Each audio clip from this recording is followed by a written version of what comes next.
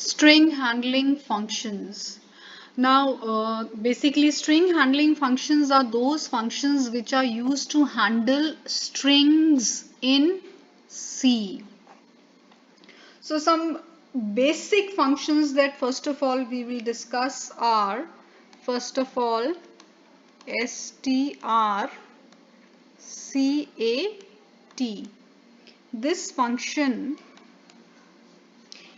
is basically used to concatenate two strings, or if in simple words I say to add two strings. Then the other function that is used for strings is strcmp. strcmp basically compares two strings. When we have to compare two strings, we use the function strcmp. The third function is strcpy. Now the function strcpy copies one string to another, right? So when you want to copy one string onto another string, you use the function strcpy. Then next we have the function strlen. When you want to find out the length of a string, that how long a string is, then you use the function strlen. So basically this library of C, or the C library, supports a large number of functions which are used for handling strings, and these functions can be used to manipulate the strings, right? So how we can manipulate? By copying one string onto another using strcat, by comparing two strings using strcmp, by copying one string onto another using strcpy, and by finding out the length of a string using strlen. There are many such other functions also which we will discuss later. So starting with the first library function, which is strcat. Now we will discuss this one first of all. So now strcat, this function basically what is it is doing? It is joining two strings. When I say concatenate, that means it is joining two strings together. Okay, so what is the syntax for it? What is the syntax for joining two strings together using the function strcat? The syntax is as strcat function. Within the brackets you will write the two strings that have to be concatenated, or that have to be joined in simple language. So string 1 and string 2 have to be joined, so they'll be written like this within the function strcat, right? So suppose the value of string 1 or string 1 is, for example,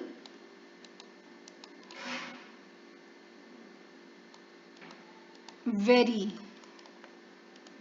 and string 2 is good. So in that case, when I concatenate string 1 and string 2, the resultant string will be Very good. Or in other words, the result of concatenation of string 1 and string 2 will be very good.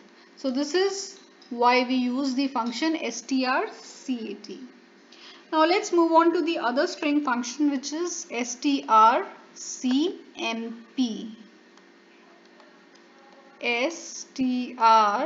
strcmp. Now, as I've already told you, this function is used to compare two strings, right? So what is the syntax for this? When I want to compare two strings, how will I compare them using strcmp? First of all, I will write the keyword strcmp. Then within the brackets, I will give those two strings as arguments. I want to compare string 1 and string 2. So within the function strcmp, I will give these two strings as the arguments. So this is the syntax for using strcmp. Okay, so basically what do I mean by comparing? By comparing, I mean I want to determine if they are equal, if both the strings are equal or not, right? So say for example, if there are two strings THERE and THEIR. So I want to find out if these two strings are equal. So in that case, I will use the function strcmp. So say for example, the value of string 1 is THERE and the value of string 2 is THEIR. So if they are equal, so if they are equal or alphabetically above each other, in that case it will return an ASCII value. It will return an ASCII value, and that value is equal to the numeric difference between these two strings. So if a negative ASCII value is returned, that means string 1 is smaller than string 2. If a positive ASCII value is returned, that means string 1 is greater than string 2. And if 0 is returned, that means both the strings are equal. That means they are having the same content. Now, moving on to the third string handling function, which is strcpy.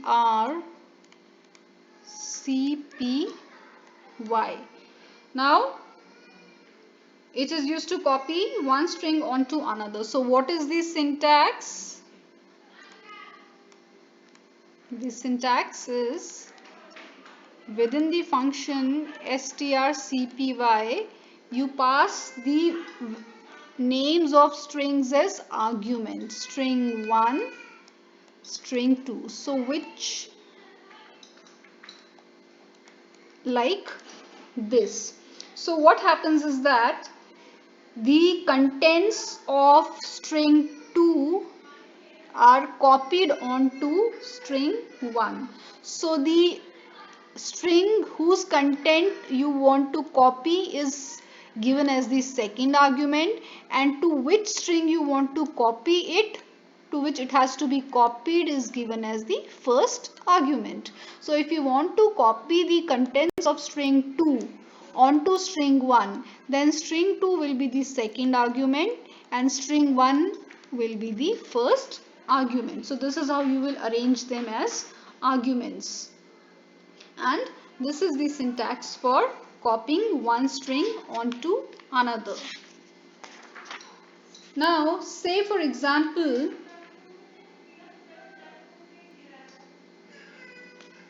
you want to copy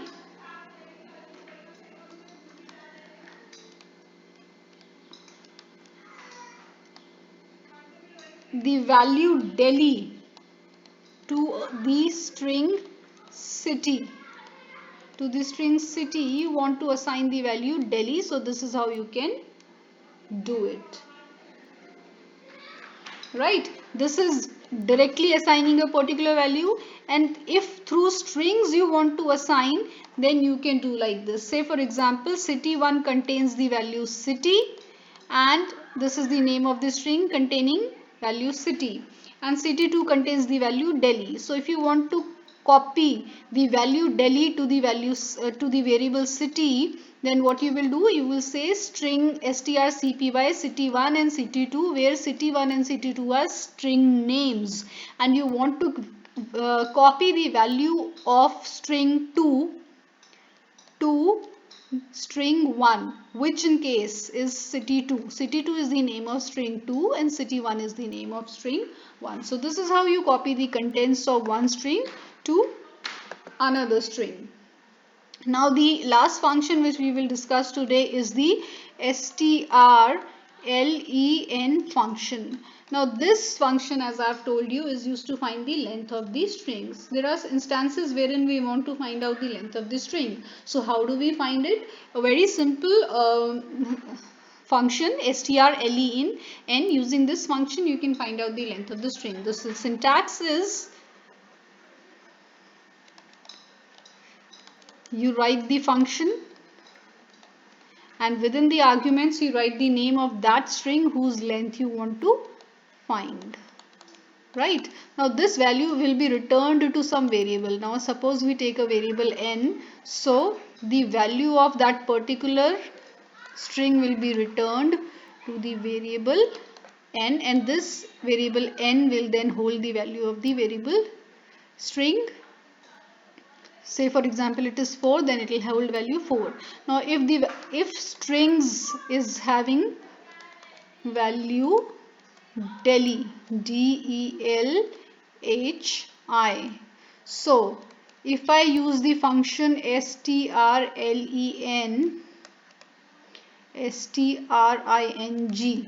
and assign its value to a variable n, so in that case the value of n will be 5, because strlen is returning the length of this particular string. And what is the length of this particular string? 1, 2, 3, 4, 5 plus a null terminator, so it will return the value 6. As I told you, in case of strings we always count the null terminator also in the length, so which is invisible here. So 1, 2, 3, 4, 5 plus the null terminator 6. So the total value of the string is, length of the string is 6, and this function is returning this value to the variable n. So variable n will hold the value 6. So this is how you find out the length of a string.